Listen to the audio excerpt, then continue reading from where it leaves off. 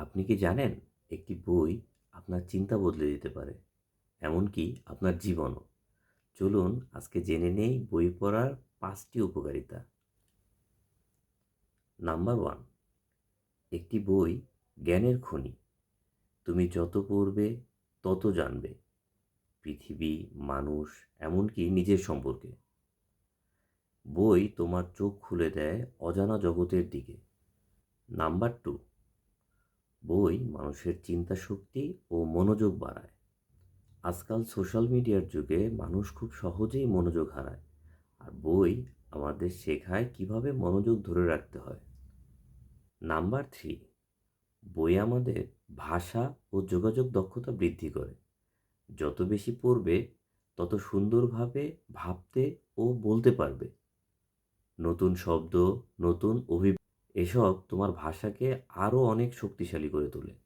Number 4, মানসিক প্রশান্তি। বই পড়া মনের একটা থেরাপি। একটা ভালো গল্প বা অনুপ্রেরণামূলক লেখা তোমার স্ট্রেস কমাতে আর মন ভালো করতে পারে। নাম্বার 5, সফলতার পথে বই পড়ার ভূমিকা।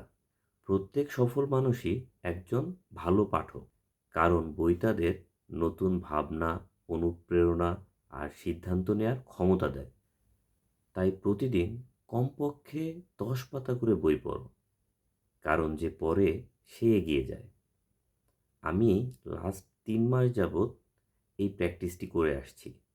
আমি অফিসে যাওয়ার সময় যখন গাড়িতে উঠি, গাড়ি স্টার্ট দেওয়ার সঙ্গে সঙ্গে বই পড়া শুরু করি।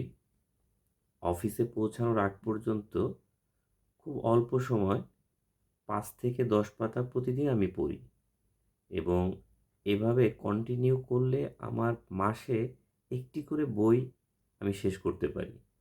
আশা করি আপনারাও এভাবে প্র্যাকটিস করবেন। আপনার ভবিষ্যতের জন্য অনেক অনেক শুভকামনা। ধন্যবাদ।